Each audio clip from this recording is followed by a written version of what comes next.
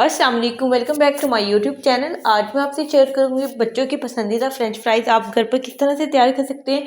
बिल्कुल बाजार जैसा टेस्ट आप घर पर किस तरह से ला सकते हैं। तो बहुत ही इजी रेसिपी है। वीडियो को आपने एंड तक लास्ट पे देखना है। तो चलिए बनाना स्टार्ट करते हैं।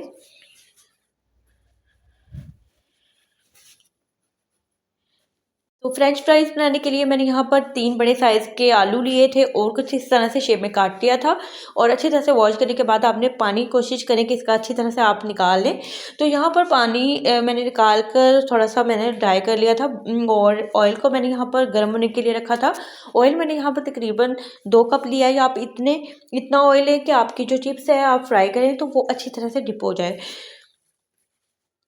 आँच को आपने यहाँ पर हाई पर रखना है। हाई पर हम इसे फ्राई करेंगे। बहुत ज़्यादा हाई भी नहीं करनी, लेकिन इतनी हो मीडियम से थोड़ी-सी तेज़ होनी चाहिए। तो ये फ्रेंच फ्राइज़ बनाना इतना ईज़ी है। इसमें ना तो आप कॉर्नफ्लावर का यूज़ करते हैं, ना बेसन, ना इसमें मैदा जाएगा। तो झटपट से ये रेडी हो जाएगी।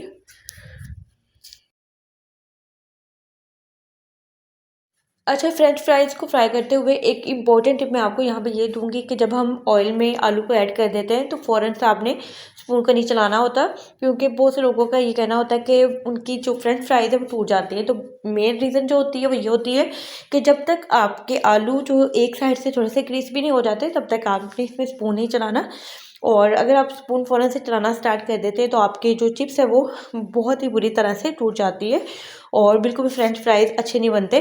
तो यहाँ पर एक साइड थोड़ी-सी हमारी क्रिस्पी होगी, थोड़ा-सा कलर आएगा तो ही आपने स्पून चलाकर इसकी थोड़ी-सी हल्की-सी साइड को चेंज करना है।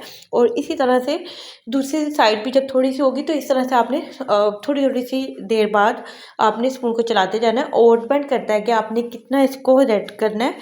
तो थोड़े से क्रिस्पी होंगे तो उसके बाद हम इसको तेल में से निकाल कर टिश्यू पेपर वगैरह में या स्ट्रेनर वगैरह में अच्छी तरह से छान कर फिर आपने इसको यूज़ करना है, क्योंकि उसमें ऑयल बहुत ज़्यादा होता है जो कि सेहत के लिए बिल्कुल भी अच्छा नहीं होता। तो यहाँ पर इसे फ्राई होते तकरीबन 5 से 7 मिनट हो गए थे और बहुत ही अच्छा सा इसमें एक कलर आ गया है। तो यहाँ पर मैं इसको निकाल लेती हूँ। तो हमारी यहाँ पर तमाम फ्रेंच फ्राइज़ रेडी हो गई थी और मैंने चाट मसाला ऊपर से हल्का सा इस पे थोड़ा-सा स्प्रिंकल कर दिया था और केचअप के साथ मैंने थोड़ा-सा इसे डेकोरेट कर दिया था।